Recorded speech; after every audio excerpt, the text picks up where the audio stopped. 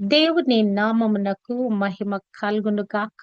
Heavenly life ministries global prayer tower ఆధ్వర్యంలో జరుగుతున్న ఉదయకాలపు స్తుతి ఆరాధన కూడికొచ్చిన మిమ్మల్ని అందరినీ ప్రేమపూర్వకంగా ఆహ్వానిస్తున్నాను. యోహాను సువార్త 12వ అధ్యాయము ధ్యానిస్తున్నాము. మరి నిన్నటి దినము ప్రభు తనను వెంబడించేవారు ఎలాగున తను సేవించాలి, ఎలాగున తనుండే చోట ఎక్కడ ఉండాలి, మరి తండ్రి ఎలాగున అతన్ని ఘనపరుస్తాడని చెప్తూ ప్రభు యొక్క ప్రాణము కలవరపడుచున్నదని, ఈ గడి కొరకే నేను వచ్చి ఉన్నాననేటువంటి ఆ మాటలు మనము ధ్యానించాము. 28వ వచనము, తండ్రి నీ నామము మహిమపరచుమని చెప్పెను, అంతటా నేను దానిని మహిమ పరిచితిని, మరలా మహిమ పరుతును అనే ఒక శబ్దము ఆకాశము నుండి వచ్చెను. ఇక్కడ తండ్రితో కుమారుని యొక్క సంభాషణ. తండ్రి అని ఎలుగెత్తుతూ కుమారుడు, అయ్యా ఈ గడియ తటస్థించకుండా నన్ను తప్పించు, అయినను నా చిత్తము కాదయ్యా నీ చిత్తమే సిద్ధించును గాక అని ప్రార్థన చేసిన తర్వాత దానికి జవాబు ఆకాశంలోంచి ఒక పెద్ద స్వరంతో వినపడుతుందండి. అబ్బా, అక్కడ ఉన్నటువంటి జన సమూహము ఉరిమను అనేది, తండ్రి నీ నామము మహిమపరచుము అని చెప్పాను. హల్లెలూయా. నిజంగానే దేవుని నామము ఆల్రెడీ మహిమపరచబడిందండి. ప్రభు యొక్క నామము, ఆ యొక్క తండ్రి నామము ఎంతగానో మహిమపరచబడింది. ఆయన సర్వ భూజనులకి ఆయన దేవుడై ఉన్నాడు. 86వ కీర్తనలో మనల్ని చూచినట్లయితే 10వ వచనంలో 9, 10లో, ప్రభువా దేవతలలో నీ వంటి వాడు లేడు, నీ కార్యములకు సాటి అయిన కార్యములు లేవు, నీవు సృజించిన అన్ని జనులందరూ వచ్చి నీ సన్నిధిని నమస్కారము చేయుదురు, నీ నామమును ఘనపరచుదురు. దేవుని చేత సృజించబడిన ప్రతి ఒక్కరు కూడా ఒక దినాన ఆయన నామములో మోకాళ్ళు ఉనాలి, ఆయనే దేవుడని తమ నాలుగులతో ఒప్పుకొని తీరాలి. అది నిశ్చయంగా అది ఒక దినాన జరగబోతుంది. ఇక్కడ అంటున్నాడు, తండ్రి నీ నామాన్ని మహిమపరచు అంటే ఆల్రెడీ ప్రభు తన నామాన్ని మహిమపరచబడేటువంటి కార్యాలన్నీ కూడా ఈ భూమి మీద క్రీస్తు జరిగించాడు. తండ్రిని మహిమపరుస్తూ అనేకమైన అద్భుతాలు, అనేకమైన ఆశ్చర్య కార్యాలు, అనేకమైన స్వస్థతలు, అనేకమైనటువంటి ఆ చీకటి శక్తుల నుంచి, దయ్యపు శక్తుల నుంచి ప్రజలను విడిపించుట, ఈ కార్యాలన్నిటి ద్వారా తండ్రికి మహిమ కలిగింది కదా. మరి ఆ ఎలాగున ప్రభు అద్భుత ఆశ్చర్య మహత్కార్యాలు చేశాడు. దానిని బట్టి తండ్రి అయిన దేవుడు మహిమపరచబడ్డాడు. ఎందుకు? ప్రభు ఏం చెప్పాడు? ప్రతిసారి కూడా నేను తండ్రి యొద్ద చూచిన దాన్ని, తండ్రి యొద్ద వినిన దానినే మీకు బయలుపరుస్తున్నాను, కనపరుస్తున్నానని. ఆయన ఏది చేసినా, ఏది మాట్లాడినా, ఏ యొక్క అద్భుతాన్ని కనపరిచినా, సూచక్రియను కనపరిచినా కూడా దేవుని నామాన్ని మహిమపరుస్తూ వచ్చాడు. ఇది నా వల్ల జరిగిన కార్యం కాదు, తండ్రి అయిన దేవుడు నాకు ఏది అప్పగించాడో పని అది నేను చేస్తున్నానని పదే పదే పదే పదే తన యొక్క కార్యాల ద్వారా, మహిమాన్వితమైన కార్యాల ద్వారా దేవాది దేవునిని మహిమపరిచాడని. ఇంకా నువ్వు మహిమపరిచయ్యా అంటే ఇక్కడ తండ్రి అని దేవుని యొక్క రెస్పాన్స్ చూడండి. అసలు తండ్రి అని ఈయన కేక వేసి చెప్పిన మాటలు తండ్రికి వినపడినాయి కదా. మనం చేసే ప్రార్థన పరలోకమున్న తండ్రికి వినబడుతున్నాయండి. తండ్రి అని మనం మొరపెట్టగానే, తండ్రి అబ్బా అని మొరపెట్టే ఆత్మ మనలో అనుగ్రహింపబడింది గనక క్రీస్తు ప్రభు ద్వారా ఈ ఉదయ కాలము తండ్రి అని మనం ఆ కేక వేయగానే, లేకుంటే ఆ పదము పలకగానే, ఆ పదము ఎలుగెత్తి చెప్పగానే వెంటనే మనకు ఒక కనెక్షన్ వచ్చేస్తుందండి. ఇక్కడ కూడా ఇమ్మీడియట్ రెస్పాన్స్ చూడండి. అక్కడ వెంటనే నేను దానిని మహిమ పరిచితిని, మరలా మహిమ పరుతుని అని ఒక శబ్దము ఆకాశము నుండి వచ్చెను. హల్లెలూయా. కుమారుడు కోరుకున్నాడు, ఆ కోరుకున్న దానికి వెంటనే జవాబు వస్తా ఉన్నది. హల్లెలూయా. మన ప్రార్థనలు కూడా కొన్నిసార్లు ఇన్స్టాంట్ గా జవాబులు వస్తాయండి. తండ్రి అయిన దేవుడు ఇమ్మీడియట్ గా ఆయన మనకు రెస్పాన్స్ ఇచ్చే దేవుడై ఉన్నాడు. ఇక్కడ కుమారుడు నిరంతరము తండ్రిని మహిమపరుస్తుంటుండగా ఇక తండ్రి క్షణం కూడా ఆలస్యం చేయలా. తండ్రి అని ఆయన సంభాషణ చేస్తూ చెప్పాడు. ఇమ్మీడియట్ గా మరి వెంటనే తండ్రి ఇక్కడ మాట్లాడుతున్నాడు. ఆయన యొక్క మాటట ఎలా ఉందట, మరి జన సమూహము అక్కడ నిలుచుండి వినిన జన సమూహము. ఆ మాట ఎవరికి వినపడిందండి? అక్కడున్న ప్రజలందరికీ వినపడింది. ఆ ప్రజలందరూ ఏమి చెప్తున్నారు? జన సమూహం అంటున్నారు, ఉరిమను అనిరి. కొందరు దేవదూత అతనితో మాటలాడును అనిరి. హల్లెలూయా! ఆయన ఆల్రెడీ ప్రభు మరి తండ్రిని మహిమపరిచి ఉన్నాడు. మరి ఇంకను నేను మరలా మహిమపరుతును అంటే ఎలా మరలా మహిమపరుస్తాడు కదా? ఫిలిప్పీయులకు రాసిన పత్రిక 2వ అధ్యాయము 8-11 వరకు మనం చూసినట్లయితే గనక అక్కడ మరి దేవుడు కుమారుడైన క్రీస్తును ఎలాగున ఆయనను మరి ఆశీర్వదిస్తున్నాడు, ఎలాగున ఆయన నామాన్ని హెచ్చింప చేస్తున్నాడంటే నిజంగా అన్ని నామముల కన్నా పై నామమును ఆయనకు అనుగ్రహింప చేసి ఉన్నాడు.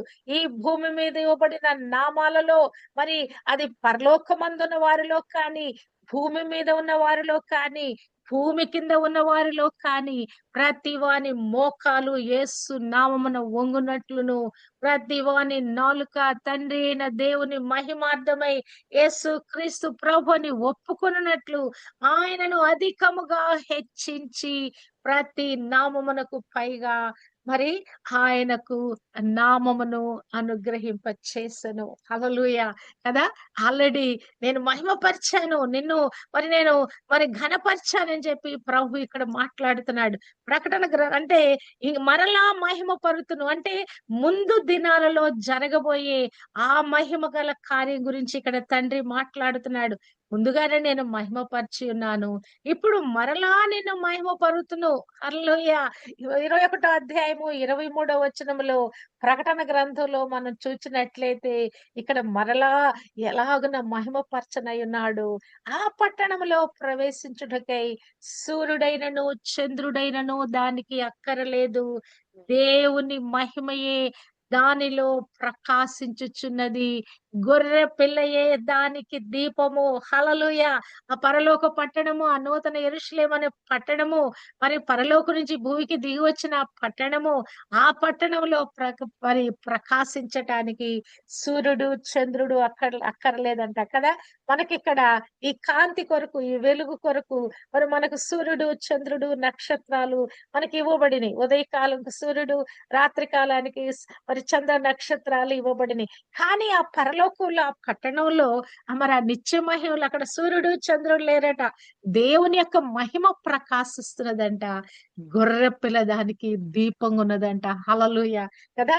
దీపం యొక్క కాంతి, ఆ కాంతి ప్రభావాన్ని బట్టి ఒక లేయర్ లాగా, ఒక మహిమకరమైన ఒక లేయరు దాని చుట్టూ ఆవరించినట్టుంటదండి కదా! మరి అలాగున దేవుని యొక్క మహిమ, ఆ గ్లోరీనెస్‌తో ఆ యొక్క మరి పట్టణమంతా నిండిపోయిందంట.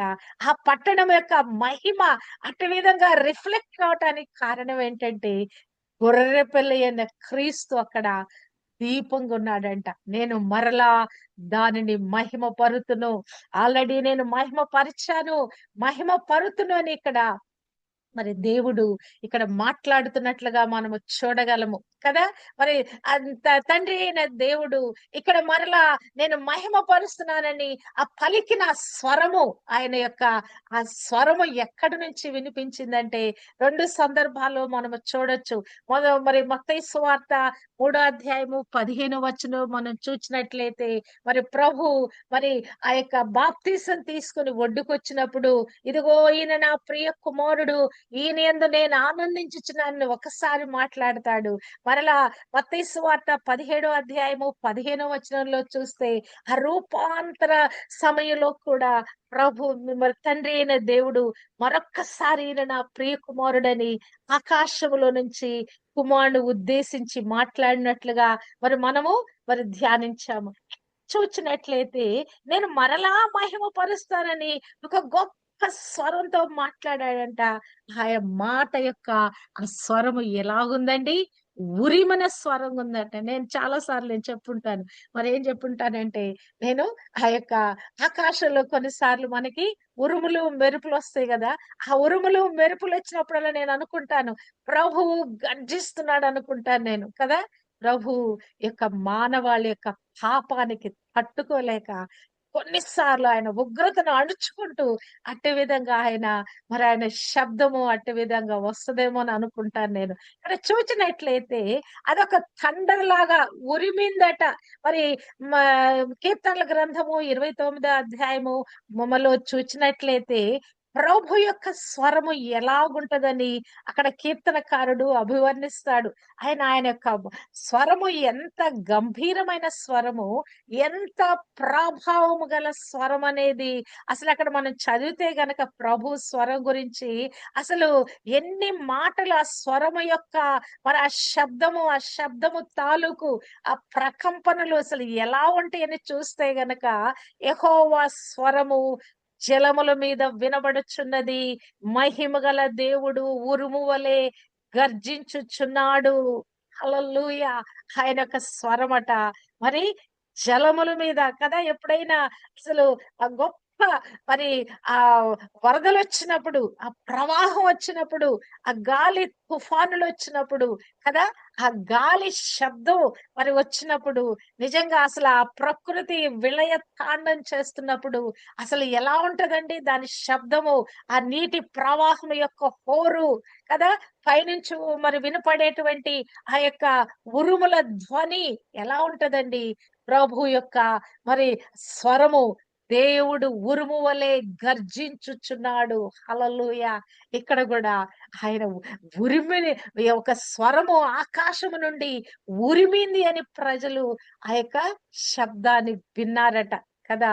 యెహోవా స్వరము ప్రభావము గలది, బలమైనది. హల్లెలూయా! యెహోవా స్వరము దేవదారు వృక్షములను ముక్కలుగా విరుచును. హల్లెలూయా! యెహోవా స్వరము అగ్ని జ్వాలలను ప్రజ్వలింప చేయుచున్నది. యెహోవా స్వరము అరణ్యమును కదిలించును. యెహోవా స్వరము లేళ్లను ఈనచేయును. హల్లెలూయా! కదా! ఆయన స్వరపు తాకిడి కంట మరి ఆ యొక్క నెలలు నిండిన ఈ లేళ్ళు గూడా ఈనుతాయంట. స్వర ప్రభావపు తాకిడికి కదా! అంత మహిమ గల స్వరముతోటి ప్రభు అక్కడి నుంచి నేను మహిమ పరుతును. నేను మరలా దానిని మహిమ పరుతునని ఆయన ఉరిమిన స్వరంతో మరి అందరికీ అది అర్థమయ్యేటట్లుగా తన కుమారుడిని ఆయన ఎంతగా మహిమ పరుస్తున్నాడో అది అందరికీ అర్థమయ్యేలా తన యొక్క స్వరము ద్వారా ఆ మాటలు వినిపింప చేస్తున్నాడు. హల్లెలూయా! కొందరేమో దేవదూత ఆయనతో మాట్లాడాడు అని చెప్పేసి కొందరేమో ఉరిమాడంటే ఇక్కడ ప్రభు అంటున్నాడు. అందుకు యేసు ఈ శబ్దము నా కొరకు రాలేదు. మీ కొరకే వచ్చింది. ఈ యొక్క శబ్దము మరి తండ్రి ఎందుకిప్పుడు ఈ సందర్భంలో ఎందుకు మాట్లాడుతున్నాడు? ఎందుకు కన్ఫర్మ్ చేస్తున్నాడు? నేను మహిమపరిచాను. మరలా మహిమపరుస్తానని ఆ గంభీర స్వరంతో ఎందుకు చెప్తున్నాడు? మీ కొరకే, మీకు అర్థం కావటానికే నే పరలోకం నుంచి దిగి వచ్చిన వాడను. తండ్రికి ప్రియ కుమారుడును. మరి అరే ఆయన చెప్పింది చెప్పినట్లుగా చేయటానికి వచ్చిన వాడనని తండ్రి నన్ను సర్టిఫై చేస్తున్నాడు. అది మీ కొరకే వచ్చి ఎందుకు మీరు నన్ను అంగీకరించట్లా? నన్ను రకరకాలుగా దూషిస్తున్నారు. రకరకాలుగా నన్ను హింస పెడుతున్నారు. ఇది మీ కొరకే వచ్చిందని ఇక్కడ ప్రభు చెప్తున్నట్లుగా మనము చూడగలము. ఇక్కడ మరి ఇక 30వ వచనములో యేసు ఈ శబ్దము నా కొరకు రాలేదు, మీ కొరకే వచ్చిందని చెప్పిన తర్వాత 31లో అంటున్నాడు, ఇప్పుడు ఈ లోకమునకు తీర్పు జరుగుచున్నది. ఇప్పుడు లోకాధికారి బయటకు త్రోసివేయబడును. ఇక ఒక సమయం వచ్చింది. ఒక గడియ వచ్చేసింది. మరి ఇక లోకంలో ఉన్నటువంటి లోకాన్ని ఏలుతున్న ఈ దురాత్మ చీకటి అంధకారానికి అధిపతి అయిన అబద్ధానికి జనకుడైన అపవాది బయటికి నెట్టబడబోయేటటువంటి ఆ సమయం వచ్చింది. ఆ యొక్క తీర్పు దినము వచ్చింది. హల్లెలూయా! కదా! ప్రభు ఏదైతే మరి ఒక ప్రవచనాత్మకమైన ఉద్దేశంతో ఈ లోకానికి పంపించబడ్డాడు. ఈ యొక్క లోకంలో ఉన్న ఆ సాతాను ఎలాగున వాడి తల చితకు తొక్కబడుతుందని ఆదికాండము 33వ అధ్యాయము 15వ వచనములో ఆ రాయబడిన మాట నెరవేర్చబడు కాలము వచ్చిందని ప్రభు చెప్తున్నాడు. మరి ఆదాము అవ్వలు పాపం చేసినప్పుడు తండ్రి అయిన దేవుడు వెంటనే రక్షణ ప్రణాళికను రచించి అక్కడ సాతానుతో మాట్లాడుతున్నాడు 15వ వచనంలో.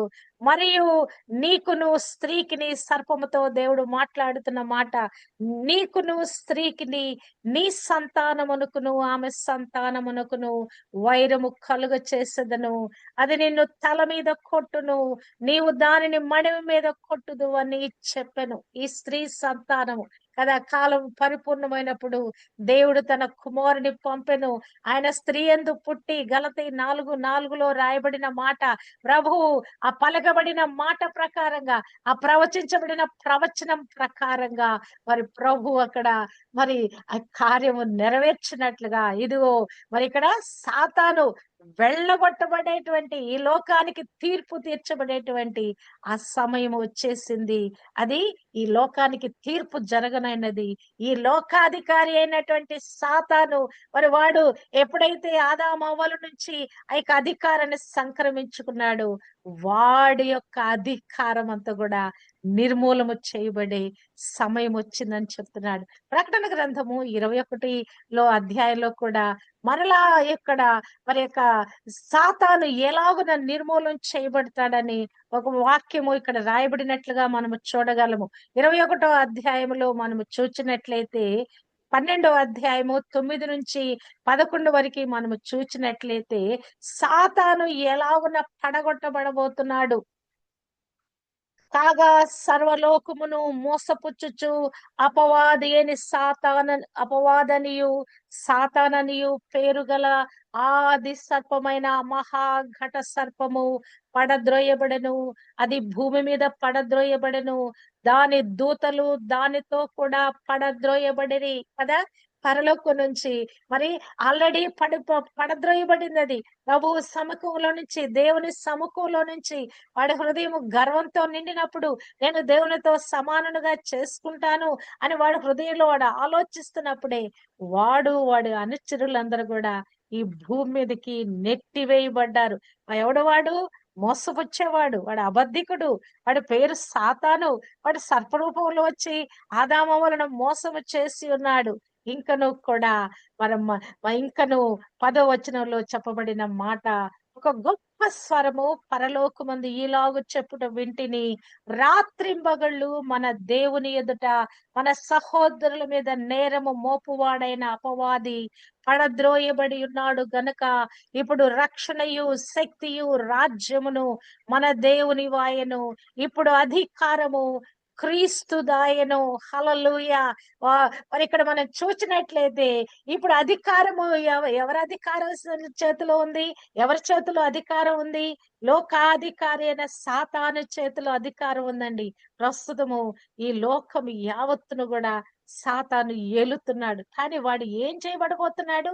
ఒక దినాన వాడు దూతలు పడద్రోయబడుతున్నారు. ఆల్రెడీ పడద్రోయబడ్డారు.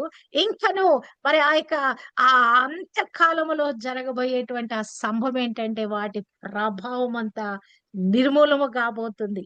మరి వాడు ఏమై ఉంటున్నాడు? నిరంతరం మన మీద వాడు మరి నేరం మోపుతాడు కదా. మరి ఆ యొక్క లోకమంతా తిరిగి వచ్చినటువంటి ఆ సాతాను మరి దేవుని సముఖానికి వెళుతుందంట. అంటే తనకి ఇంకా వెళ్ళటానికి యాక్సెస్ ఉంది, దేవుని సన్నిధికి వెళ్ళటానికి. యోబు జీవితాన్ని అంతగా పాడు చేయటానికి, దేవుని యొద్ద నుంచి అనుమతి తీసుకోవటానికి అది మరి ఆ దేవుని సముఖానికి వెళ్ళి సవాలు చేస్తుంది. చూసావా నీ యొక్క సేవకుడైన యోబును చూసావా?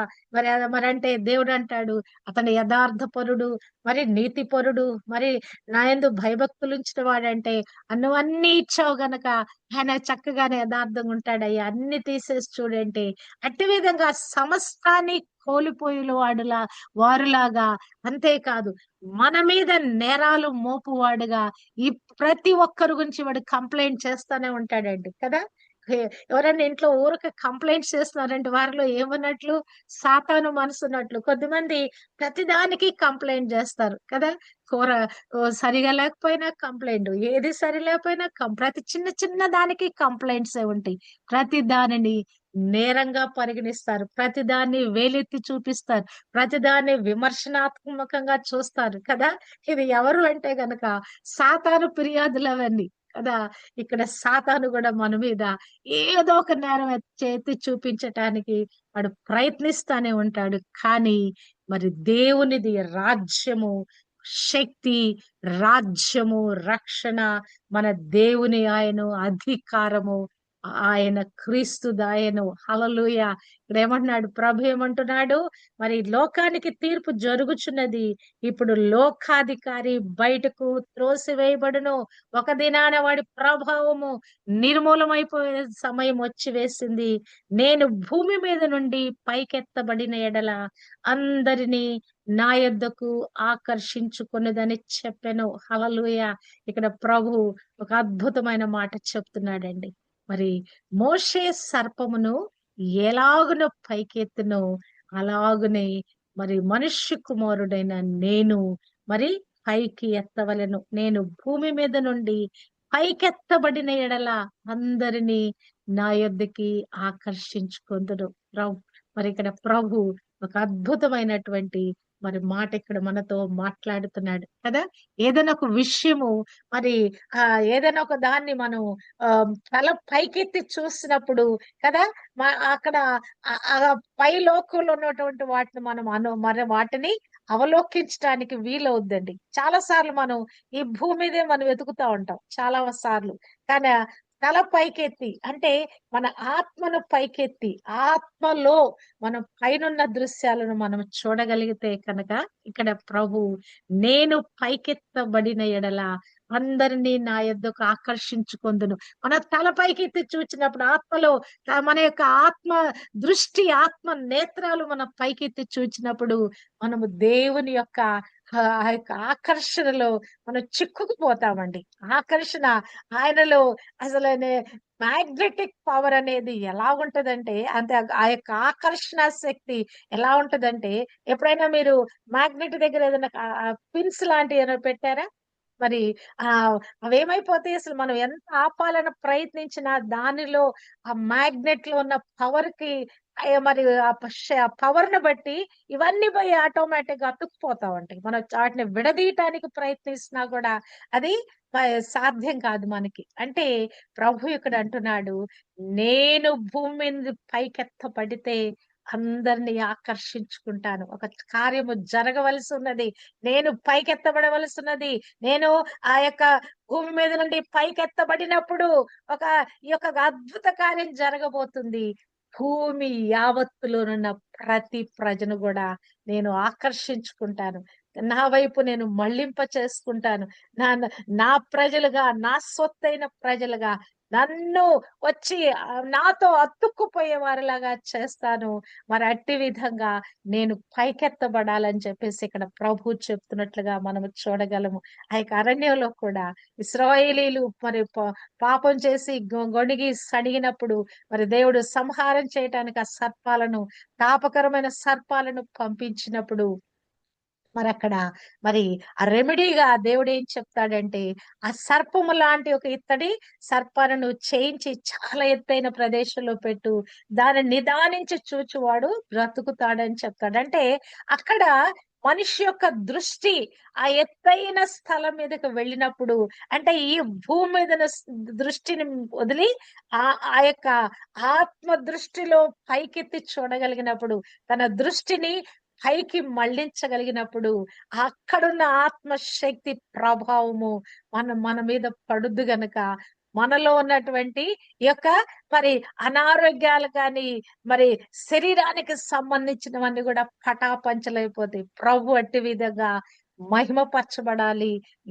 మరి ఆయన అట్టి విధంగా మరి ఆయన మరి ఆయన అట్టి విధంగా ఎత్తబడవలసినది. నేను ఎత్తబడిన ఎడల మరి 3వ అధ్యాయంలో కూడా ఇదే యోహాను సువార్తలో 3వ అధ్యాయంలో కూడా మరి అక్కడ ప్రభు మరి ఎత్తబడే విషయం గురించి అక్కడ రాయబడుద్ది. అక్కడ మోషే సర్పాన్ని ఎలా ఎత్తాడో అటు విధంగా మనుష్య కుమారుడు కూడా ఎత్తబడాలనేటువంటి సందర్భం కూడా అక్కడ మనం మరి ధ్యానించి ఉన్నాం. మరి అందరికీ పైనున్నవాడు ఆయన, అందరికీ పైనున్న ఆయన, ఆయన మరి ఎత్తబడితేనే కానీ ఈ యొక్క మానవులకి మరి యొక్క రక్షణ, విమోచన, ఈ పాప క్షమాపణ జరగదు. ఎలా ఎత్తబడాలి ఆయన? సిలువలో ఎత్తబడాలి. ఆ సిలువ శ్రమల గుండా వెళ్ళాలి. ఆ సిలువని ఆ నిచ్చెన మీద ఆయన వేలాడాలి కదా! ఆకాశానికి భూమికి మధ్య ఆయన వేలాడాలి. ఆ బలియాగం చేయాలి. మానవాళి యావత్తుకు కూడా ఆ శిలువ దృశ్యం వైపు చూచి మరి తమ పాపాలు కడుగు కొనగలగాలి. మరి మనుష్య కుమారుడు ఎత్తబడవలెను. హల్లెలూయా! ఎత్తబడిన ఎడల నేను అందరినీ నా వైపు ఆకర్షించుకొందును. మరి అదొక మరి పైకి పైకి వెళ్లే కొలది గురుత్వాకర్షణ శక్తి ఉంటదండి. మనం ఆ ఆ థియరీ మనం నేర్చుకున్నాం చిన్నప్పుడు. ఆ ఫిజికల్ లా నేర్చుకున్నాం కదా!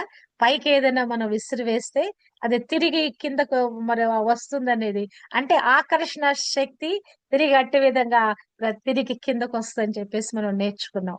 మరి అట్టి విధంగా మరి యొక్క ప్రభువు మనందరిని కూడా ఆకర్షించుకుంటున్నాడు. ఆయన సిలువలో వేలాడి ఆకాశానికి భూమికి మధ్య వేలాడి మనందరిని కూడా ఆయన ఆకర్షించుకుంటున్నాడు. హల్లెలూయా! నేను పైకి ఎత్తబడవలెను. మరి మరి యోహాను 8:28లో రాయబడినట్లుగా, యోహాను 3:14లో రాయబడినట్లుగా మరి మరి సంఖ్యాకాండము 21:19లో రాయబడినట్లుగా అందరూ కూడా మరి ప్రభు చేత ఆకర్షించబడతారండి.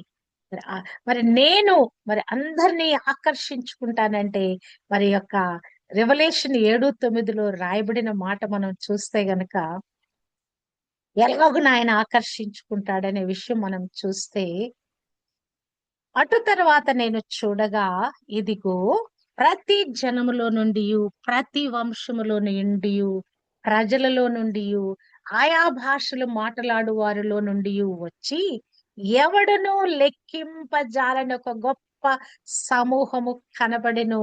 వారు తెల్లని వస్త్రములు ధరించుకున్న వారై ఖర్జూరపు మట్టలు చేతబట్టుకొని సింహాసనము ఎదుటను గొర్రె పిల్ల ఎదుటను నిలువబడి సింహాసనాసీనుడైన మా దేవునికిని గొర్రె పిల్లకును మా రక్షణ కొరకై స్తోత్రమని మహాశబ్దముతో ఎలుగెత్తి చెప్పిరి. హల్లెలూయా! హల్లెలూయా!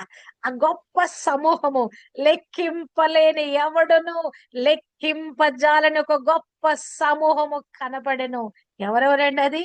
ప్రపంచ యావత్తులో ఉన్న ప్రతి ప్రజ, ప్రతి వంశంలో ఆయా భాషలు మాట్లాడు వారిలో కదా!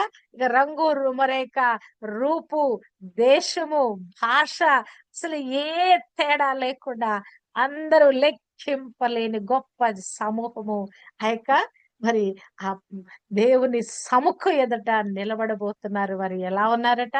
తెల్లని వస్త్రములు ధరించుకున్న వారే ఖర్జూరపు మట్టలు చేత పట్టుకొని మరి వారు ఎలుగెత్తి దేవునికి మహాశబ్దముతో మా రక్షణ కొరకై స్తోత్రమని దేవాది దేవునికి గొర్రెపిల్లైన క్రీస్తు ప్రభుకి చెప్తా ఉన్నారట. హల్లెలూయా! ఆ గుంపులో నీవు నేను ఉన్నామండి. ప్రభు మహిమపరచబడి ఉన్నాడని మరలా మహిమపరుస్తారని తండ్రి అక్కడ సర్టిఫై చేస్తా ఉన్నాడు. మరి ప్రభు చెప్పిన మాట అది మీకోసమే పలికాడు ఆయన. ఆయన ఉరిమిన మాట అది మీకోసమే. మరి లోకాధికారి బయటికి త్రోసివేయబడే సమయం వచ్చింది. నేను ఎత్తబడతాను, మిమ్మల్ని అందరినీ ఆకర్షించుకుంటానని చెప్తున్నాడు. ఆకర్షించబడిన గుంపులు కదా! ఈ ప్రపంచ యావత్తులో ఉన్న ప్రతి ప్రజలు మరి ఉన్నటువంటి ఆ సమూహంలో, ఆ దేవుని సముఖంలో మనం అందరం కూడా ఒక దినాన నిలబడబోతున్నాం. హల్లెలూయా! హల్లెలూయా! ఇక యోహాను సువార్తలో రాయబడిన యొక్క విషయాలన్నీ మనం ధ్యానిస్తా ఉంటే ఎన్ని మర్మాలు, ఎన్ని సత్యాలు, ఎంత లోతైన అనుభవంలోకి దేవుడు మనల్ని తోడుకొని వెళ్ళి ఈ విషయాలన్నీ మనకు బోధిస్తా ఉన్నాడు. హల్లెలూయా. ఆయన చేత ఆకర్షించబడిన ప్రజలుగా ఈ దినము ప్రభుని వెంబడిస్తున్న సమూహంలో మనమున్నాము. మరి ప్రభు కొరకే మనము జీవించి ఆ నిత్య మహిమలో దేవుని సముఖంలో ఆయనను మరి రక్షణ కొరకే ఎలుగెత్తి ఆయనకి స్తుతులు, మరి మహిమ, ఘనత, ప్రభావాలు అర్పించే గుంపులు మరి మనమందరము ఉండటానికి దేవుడు తన కృప మనకు అనుగ్రహింప చేయును కాక. ఆమేన్.